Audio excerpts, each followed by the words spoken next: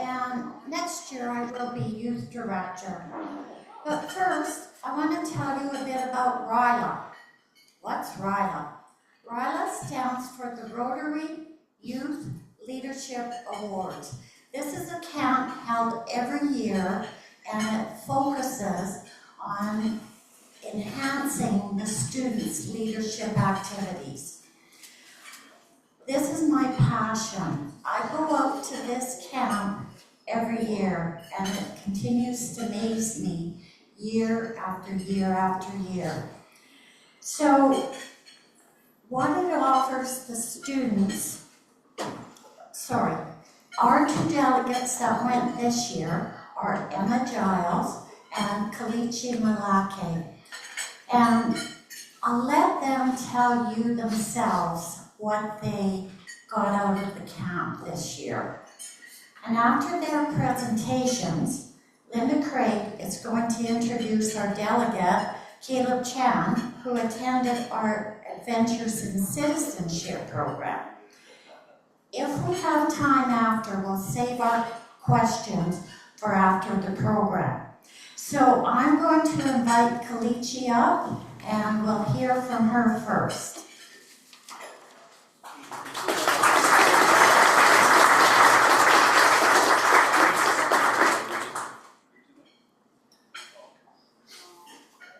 Do you want to hold the mic or okay?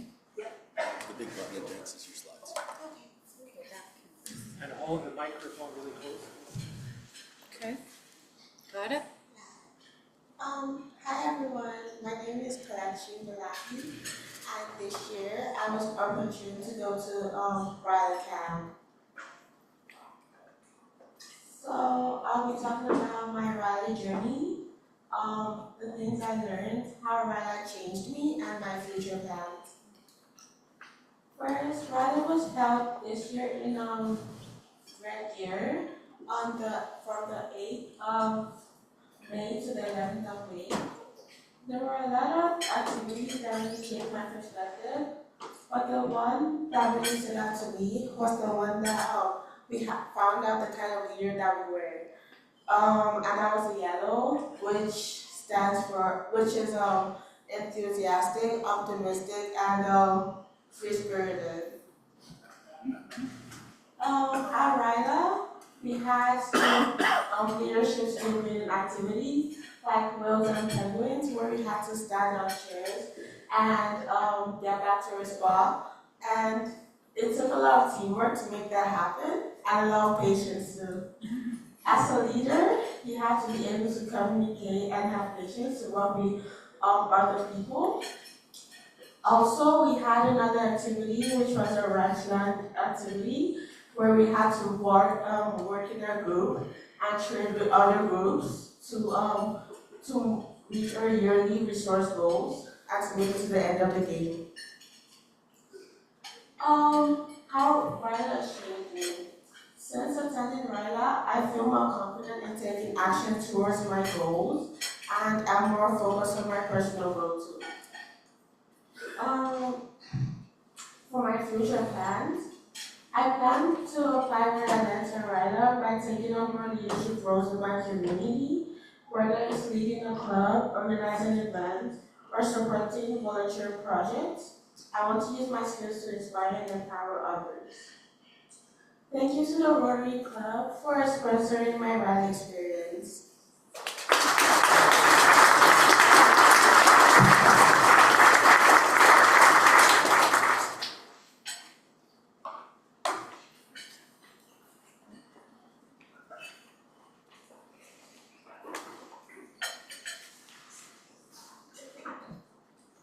Okay, testing. All right, good morning, everyone. Good morning. Good job, Kalechi. I loved your presentation, super good. She summarized RYLA really well, I think, but here's my go at it, all right? My name is Emma. I am one of the 2 students you sponsored to go to RYLA this year. A little bit about myself. I just graduated from high school, and I will be starting post-secondary at the University of Calgary this fall. I am the leader and founder of my school's first ever book club, and I'm a member of a couple other volunteer-based groups. I am also a member of my school's Interact Club, which is how I first discovered RYLA. Shout out to Miss Sandow, she's our club advisor and an excellent teacher. She always keeps us updated on opportunities and events. When I first heard about RYLA, it sounded like an excellent opportunity to workshop my leadership skills in a fun and safe environment. However, I don't think I was fully prepared for how incredible RYLA really was. When my parents came to pick me up, I was bawling my eyes out. I cried for half the ride home, and I lived like a good hour and a half away from the camp. Okay, the kind of cry that happens when life-changing stuff happens, though. It was a good cry, don't worry. Being at RYLA wasn't like being at school, getting a few lessons in this or that. It wasn't about the labels of assertiveness or authority or so on. It was like joining a dream family. Straight off the bat, we all just accepted each other. My day group became my friends, my temporary siblings for the weekend. My night group was where we shared stories from the day and gossip. Even the people who weren't in any of my groups were warm and friendly, and I felt safe to be myself. My main takeaway from RYLA was the 3 big C's: communication, cooperation, and connection. I'm fairly good at the first 2, communication and cooperation, but connection is really hard for me. It's what challenges me most in my everyday life. It's a problem that RYLA has helped me overcome. Of course, I'm not there yet in terms of growth and development, but RYLA definitely set me on the right path. Communication is easy enough on a basic level. Once you know the right conversations, questions, and answers, cooperation is one of my strengths. It was also one of the things my day group did really good this weekend. As my counselors noticed, we didn't really argue, not even once. We had full faith in each other and our abilities, and we learned to trust and lean on one another. But connection is where we really grew. It's hard for me to make strong connections with other people. Connection means being vulnerable, leaving yourself open, and part of me always struggles to understand how much of myself to put out there. I can make small talk, I can work in groups, but I hit a wall once it comes to deepening the relationship. When the time comes to make an upgrade from an acquaintance to a friend, I don't know how to progress the conversation, or how to choose the right story to share, or tell a joke that people actually find funny. But what blew me away at RYLA was that I didn't even know how to do any of that. I just needed to try. I learned that during our Wild West quest. It was a series of challenges and puzzles wrapped into an amazing race-style competition. That was what we call my RYLA moment, which it's where everything changes. It's where you learn your big life lesson, the thing you take away. My day group, the Buckeye Buckaroos, we synced together. We knew how to communicate with each other. We knew everyone needed to turn to speak and get their ideas out. We knew who was bringing the energy and who was making observations. Each person had a task they were suited to, a skill they brought to the table. My teammate Elizabeth, she drew the answer to the puzzle. My teammate Jackson, he solved a riddle without saying a word. Even though the rest of us could talk, he didn't, and he was still the one to solve it. I solved a cipher faster than my counselor thought was possible. We all had our skills, and once it got to that point, one person's win was everyone's win. It didn't matter that we only knew each other for a day and a half. Our success was shared. Our excitement was infectious, and we were all proud of each other. When one of us struggled, the rest of the group rallied around them. We won the Wild West quest and got to sit down with our prizes all together. It really felt like I was among family. Didn't matter that it had only been a day and a half. These were my people. We had a strong, genuine connection. It was such a life-changing lesson. Connection happens. It's what makes a team a team. It requires discomfort and mandates vulnerability, and most importantly, it takes trust and patience. But when we push ourselves out of our comfort zones, we give ourselves the grace to both succeed and fail alongside others. In other words, we build connection. RYLA will be a core memory for me. I learned that I could overcome life's challenges. It takes time and effort, but I can escape being the shy, awkward girl and build meaningful relationships. I can and will be a better leader now that I understand what it takes to reach out to others and embrace vulnerability. So from the bottom of my heart, I thank everyone here. Thank you, Rotarians, for sending me to RYLA. Thank you for giving me this opportunity to grow and learn. Thank you for letting me meet incredible people and for providing me lessons on how to further support my community. I'm proud to say that I was changed by my experiences at RYLA, and I am certain that the same can be said for any kids who have or will attend RYLA in the future. All your efforts here, your contributions, they make a difference. You are changing lives. Thank you for sponsoring me. I hope you all have a wonderful weekend.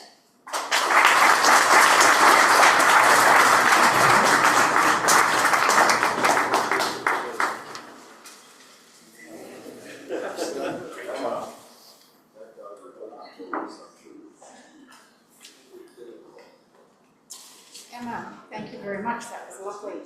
I'm happy to be standing up here to introduce Caleb Chan. Caleb just came back from the Adventure in Citizenship. Sorry about that. Pick it up. Pick it up. Pick it up.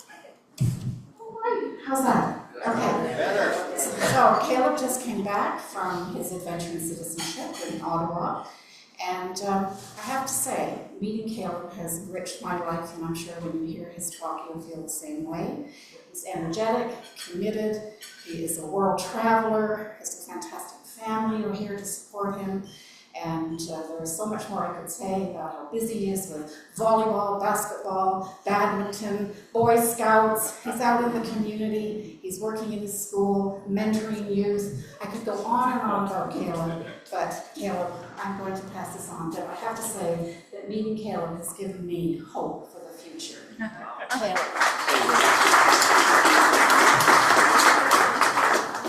Good morning, everybody. Hi, Caleb. So, just a quick question out of my mind, honestly. Who here has been to Parliament inside? Okay, so good bunch of you guys. Of course, I know Lucy did. So, as you guys already know, I'm going to talk about my trip for 4 days in Ottawa here at the AIC 2025. Cool. So, a little bit about me.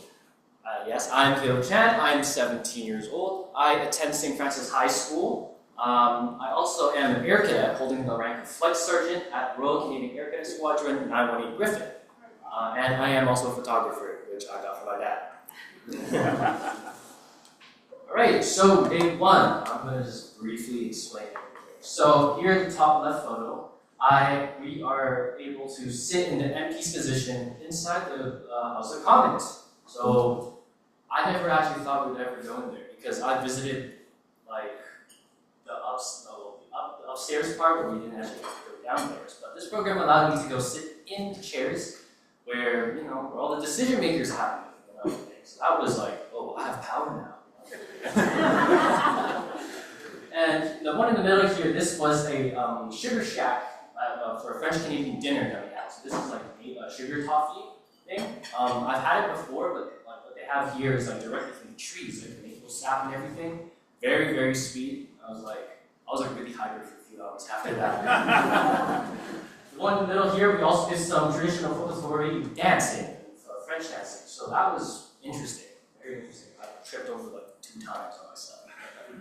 And then we got to see the MPs, that's like the speaker's chair, I think, right, Dad? He knows more than me. So, and then we had some pages who came in, this was on a Sunday morning, and then we came in and talked about their experiences and their jobs and how that. And we had Master at Arms or Master Sergeant who came in who was, his position was actually guarding or protecting, keeping an eye on security inside the House of Commons when Parliament was in session. So that was interesting to me. And then I have a little group photo with the group here down inside. That's day one. So I'll talk about that. So day two, we got to go onto a tour bus of the city. So it was really windy, although I did not get the open bus. I still got enough views, and I was snapping photos and videos everywhere. I did not want to put videos because I feel like that would be kind of boring.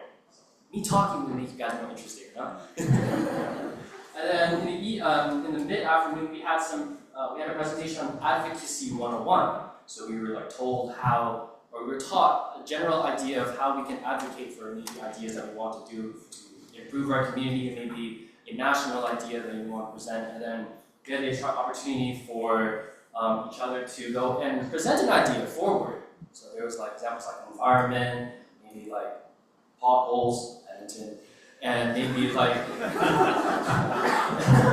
and then there's like maybe like pollution too. And then in the evening we had a really amazing talent show where people signed up for maybe things they did. So here was a friend, Finn, who was playing guitar. I forgot which song, but everyone was just really hyped. And then the bottom middle photo with the big guys, they were singing "Careless Whispers" as loud as you can. Then we at the end of the night we raided the stage, and I didn't get into it because I was recording everything. For memories. Okay, day 3.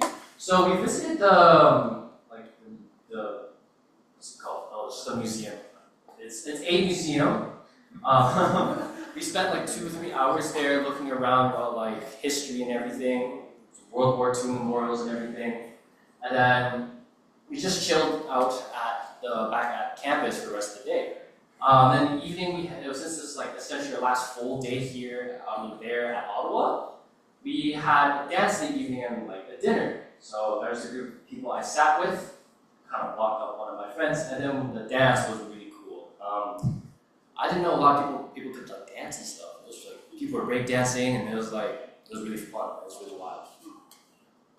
Day 4, this was probably one of the coolest days. We got to see a citizenship ceremony happening in person. So like there's like 80-ish candidates who applied for like citizenship for Canada, came to the auditorium that we always had our presentations in, and got their certificate thing to officially become Canadian. So witnessing that was like making history on the spot. And then the next day I flew home and I crashed. I'm really tired.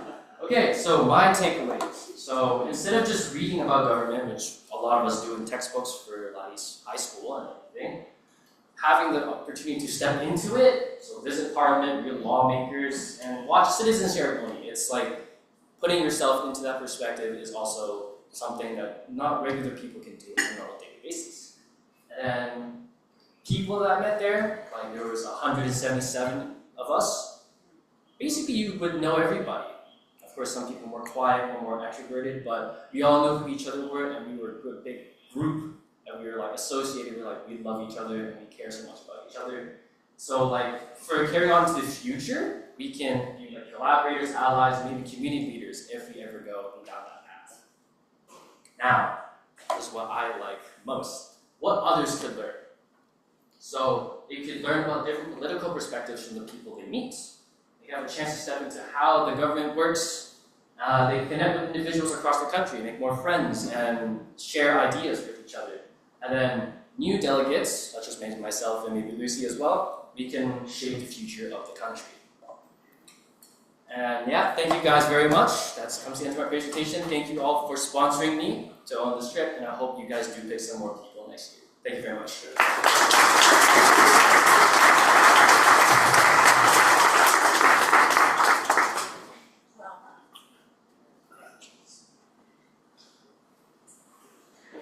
So that concludes our formal presentation. Do we have time for any Q&A, Mr. President? Okay, shoot. Judy, could we ask our 3 speakers to maybe stand up? Sure, let's ask our 3 speakers to come and stand up at the front, please. Ottawa.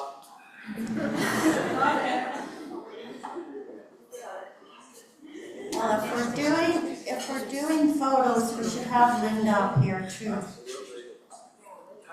Okay, camera. Camera. You, Yeah. you get in it. Well, let's do one with just the students. Oh, look at this one first. Yeah. All right, ready? Thank you. Thanks, Gary. Everybody stay this side, this camera. 1, 2, 3. Thank you. Sheila, do you want to come up too for a photo op? Okay. Let's get close. Another photo. Yeah. Yeah. Dad's ready. Jamie's ready. Okay. There's Mr. John with a question. Directed at Kalichi and Emma. Okay. How is the selection process done?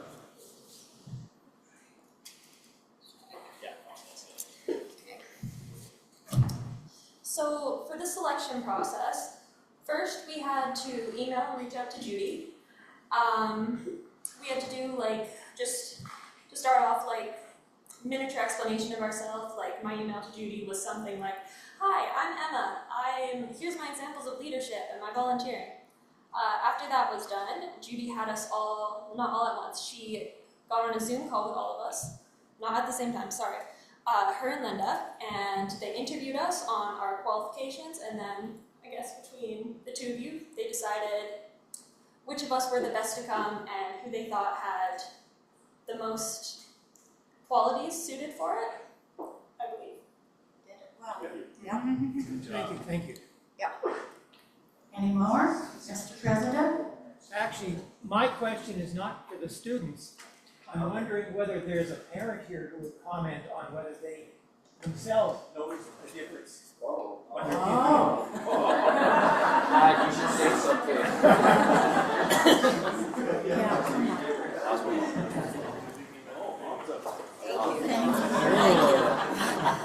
Thank you, everyone. First of all, I would really like to take this opportunity to acknowledge every one of you for making a difference in our community, internationally and locally. And thank you for granting all these wonderful, amazing young people for such opportunity.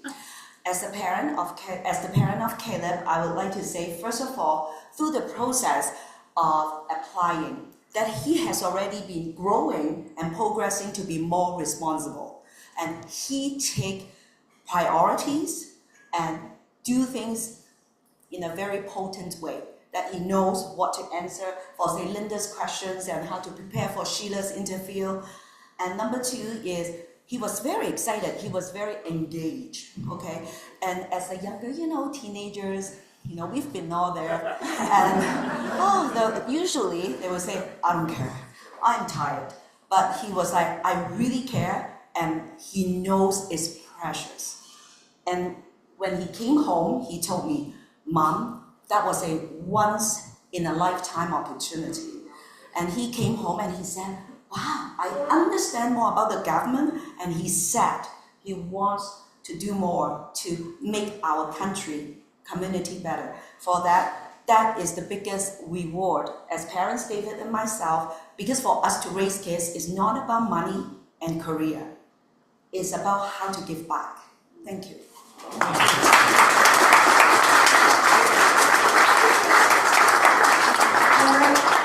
Future Rotarian. Yes. The whole family? Yes. Any other questions? No? Okay then. Thank you. Thank you all. You did an excellent job.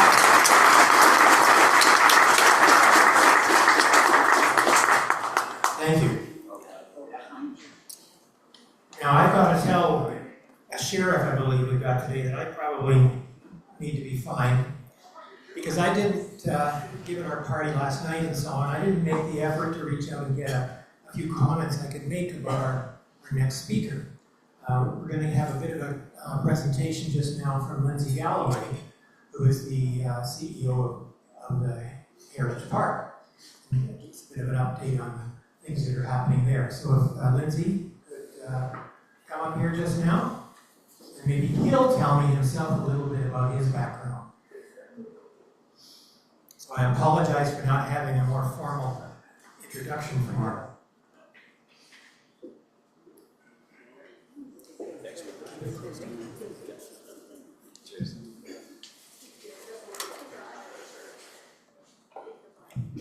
Good morning. Morning. I'm going to lean in. I need both hands to talk. I'm part Italian, I think. I got to tell you, it's a little bit intimidating having to follow those speakers that preceded me. Oh my gosh, including Caleb's mom. Remarkable. Remarkable. I can't help but think about the commonality between all three speakers about connection and leadership. They all talked about leadership. And there's an old saying, I think that a lot of people have observed, that half of leadership is just showing up. Just showing up. Why is that important? Because when you show up where other people are, you have a chance to connect. And Emma talked about connection. And so why is that important? Because if you show up and you connect with other people, you share, you learn, you expand your perspective, and you get to participate.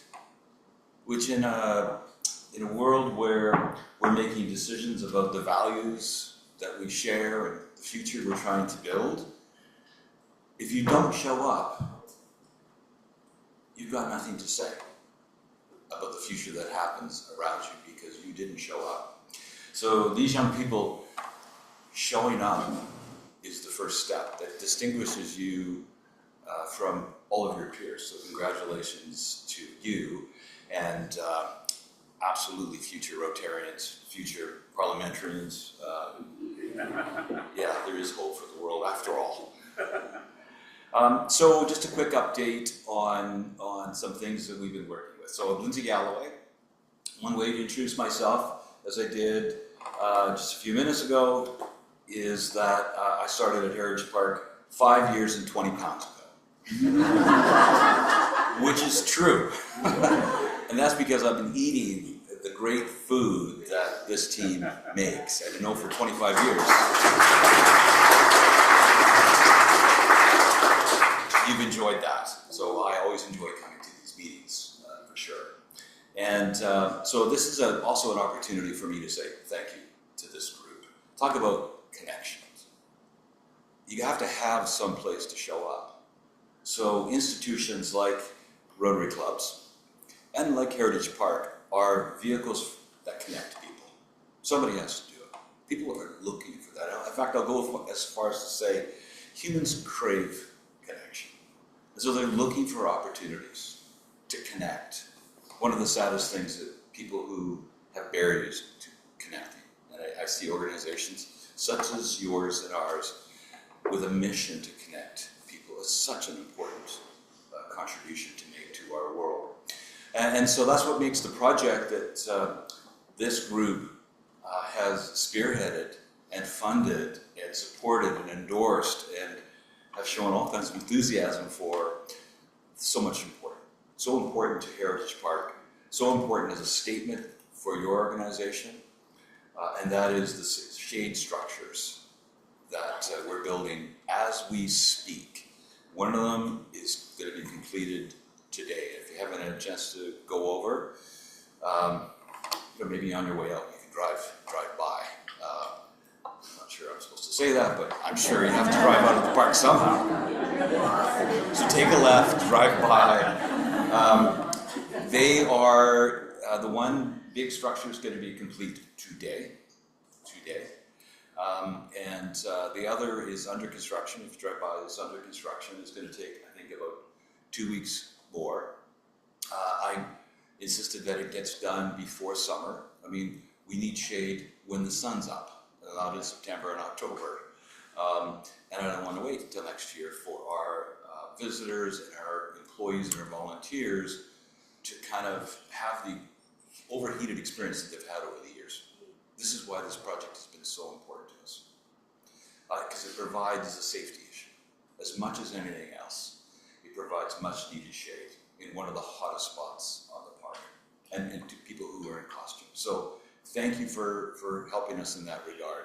But as Diane Kashuba shared with this group in her presentation last year, our excellent presentation from last year about this project has not just been about shade. Yes, it's about shade. Yes, it's about safety. But it's about connection. As Diane shared, that part of the park is one of the least visited parts of the park. Now there's a number of reasons, really good reasons for it. It's a long walk to get out there, et cetera, et cetera. You've noticed that we've got our vehicles, our transportation vehicles now go through that area and stop in that area so that it makes it easy for people to find it and to get to and from. But we're trying to drive up that attendance to that space for a really good reason. It's part of a fulsome experience. That area is the kind of 1860 to 1883 period, pre-railway, when this city, this community was a much different place. And people were coming here from around the world, joining people who had lived here for generations, as you acknowledged in your opening remarks in the land acknowledgement. And so it was a fascinating time. It was a great story to tell. And a big part of it is Indigenous storytelling. And now, thanks to you, we're going to have space where we can do that comfortably. And importantly, and this is key, it may seem almost trivial, but when you come into that field, you know the park, when you come into that field, I have heard time and time that when you walk into that field, it looks empty. You see a teepee way over there, and usually the staff are sitting in the shade of the trees. So you think, am I supposed to go over there? It's a big field, it's et cetera, et cetera.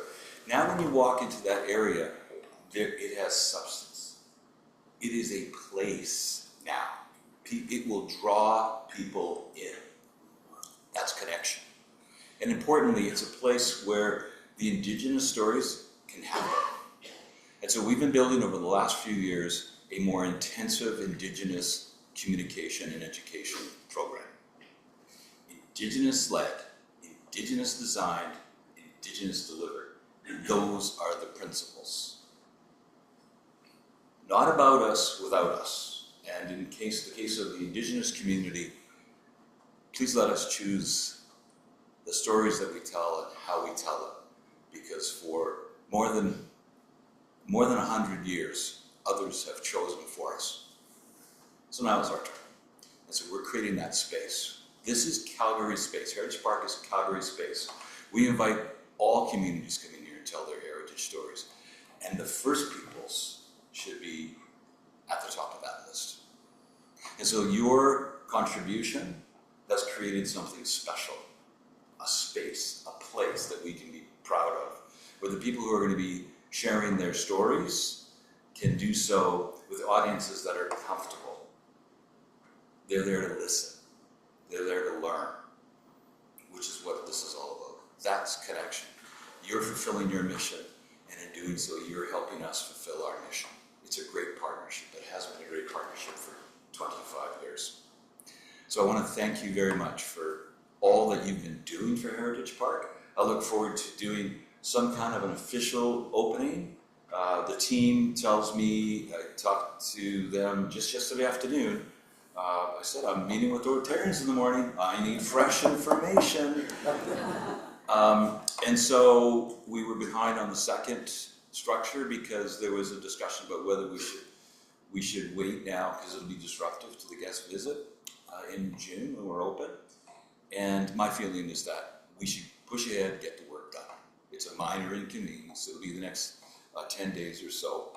And so they've committed that for sure it'll be done by June 27th. And that's an important date because that's the last day of school. Maybe it's the 26th. But the point is, that Saturday, the 29th, this park goes like that in terms of attendance. And so that space will be ready. And of course, quietly, so don't tell anybody. I talked to our head of facilities, and she suggested to me they're working really hard to have it ready for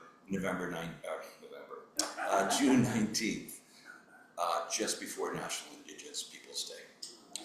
And if you haven't heard already, please accept this as my personal invitation to you to come out on Saturday, June 21st for National Indigenous Peoples Day. Last year we had 3,500 people, 600 self-identified Indigenous people. We're hosting a powwow throughout the morning from 10 till 2, a full powwow with amazing performers, competition. So it's serious stuff, including the junior level, the tots, which has got to be cute. I'm not sure what they're competing for, but can be probably. So it's special. And then after 2 o'clock in the afternoon, back out on the plaza, we're having campfire chats in partnership with University of Calgary. It's a showcase for Indigenous musical talent. It's a full day. We are building, thanks to your help, this place as the place to be on National Indigenous Peoples Day for Calgary, maybe Southern Alberta. That's our vision. This is where we can invite the community to come down and celebrate and learn together about the Indigenous stories that are part of our story. It's their story, which is our story. And so we embrace it. And I'm so glad to see this club and Rotary embracing how important such a project is. Thank you so much for all that you've done for us. Looking forward to seeing you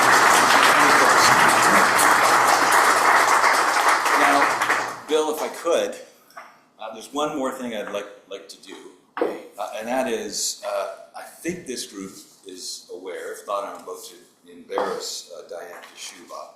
Diane has been a member of this club for the last couple of years, and Diane is leaving our organization, taking a well-deserved break. It breaks my heart, I gotta tell you, because she's been amazing for us over the last couple of years. And the kind of commitment that I've seen from Diane is the kind of commitment that you've seen from Diane. She shows up. She shows up. We're building a relationship with Rotary, Rodeo, with Rotary, and so she shows up. She doesn't just show up, she joins. She joins. That's the kind of person that Diane is. She'll be missed by Heritage Park, and I wanted to say in front of this group, she has been an important advocate for your organization. She wears two hats. She literally wears the Rotary hat as well as the HP hat. So she's been tracking the progress on the project that I described earlier as close as anybody. So Diane, in front of all your Rotary friends, I want to let them know and let you know, and you know how I feel. But to let everybody know how much we'll miss you, and thank you for all the good work that you've done on behalf of Heritage Park and your Rotary friends.